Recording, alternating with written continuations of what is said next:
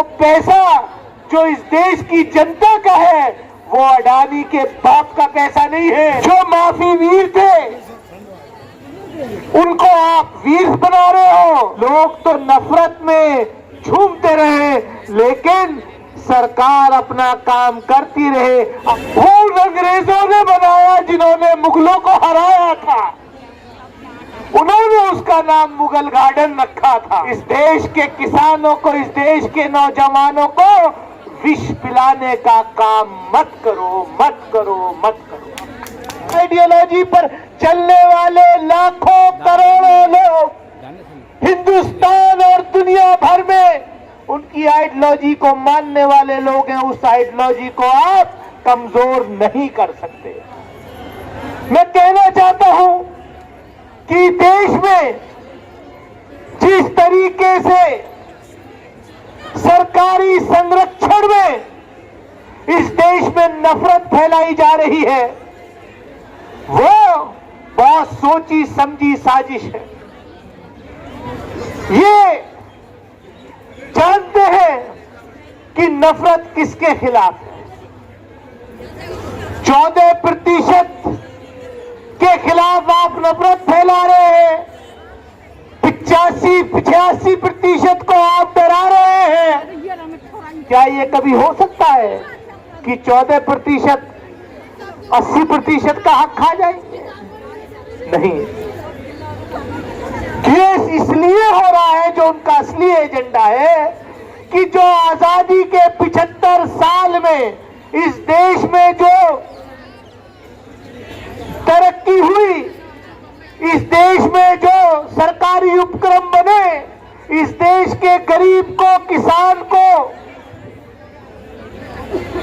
जो नौकरी मिली, उनके बच्चों को, या देश के अंदर जो आईआईटी बने, आईएएस बने, कितनी संस्थाएं बनी, उन सबको ध्वस्त कर दो और जो भी सरमाया सरकार ने बनाया उसको लेकर के लोग तो नफरत में झूमते रहे लेकिन सरकार अपना काम करती रहे। अपने दोस्तों को सारी सरकारी खजाना लुटाती रहे। पिछले 36 घंटे में इस देश के आम आदमी का जो सरकारी नौकर है, जो गरीब middle class, lower middle class है, किसी के पास अगर 1 लाख की पूंजी होती है तो वो ये सोचता है कि मैं लाइफ इंश्योरेंस कंपनी में लाइफ इंश्योरेंस करा लूं। किसी के पास 10,000 की पूंजी होती है तो वो सोचता है कि मैं 5,000 तो कम से कम बैंक में जमा कर ही दूं।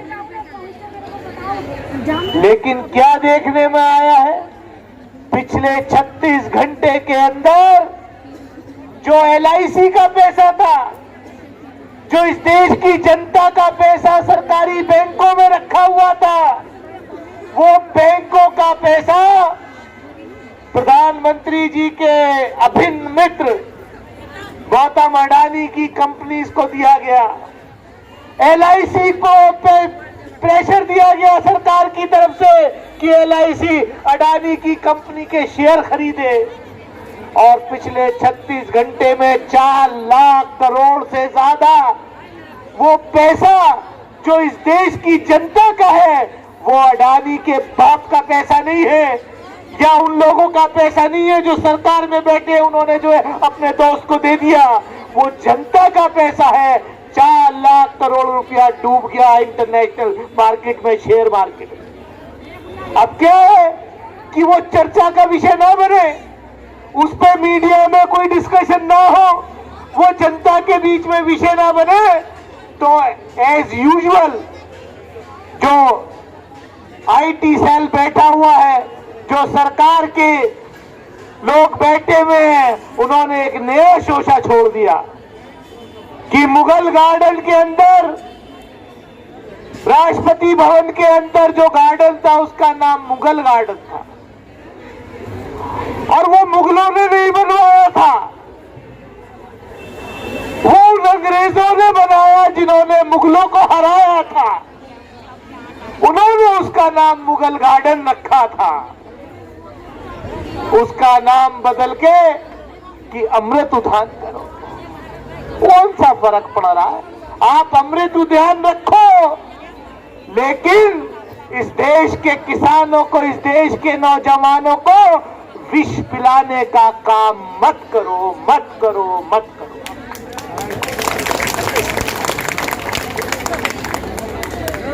जो देश अपने इतिहास को नहीं समझता, जो लोग इतिहास को बदलने की कोशिश करते हैं, मैं डॉक्टर सुनीलम साहब ने भी कहा, हम युवा जनता, छात्र जनता में काम करते थे, इन्होंने खाली एक बात जो है वो गलत कही कि हम नेतृत्व करते थे, नेतृत्व ये करते थे, हम तो इनसे बहुत जूनियर हैं। मैं लंदन गया था अभी एमपी बनने के बाद भी, तो मैंने देखा वहां लंदन की मेन स्ट्रीट पर महात्मा गांधी की बहुत ऊंची स्टैच्यू लगी हुई है।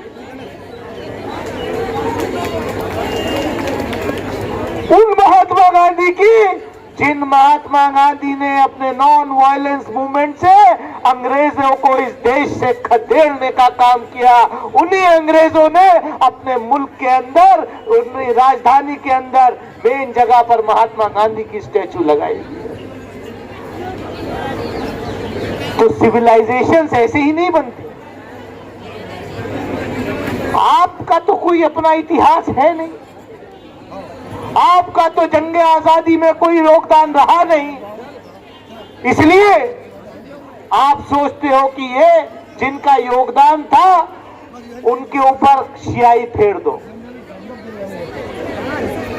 जो माफी वीर थे उनको आप वीर बना रहे हो, और जो जिन्होंने कुर्बानियां दी इस देश में उनका इतिहास बदलने का काम कर रहे हो।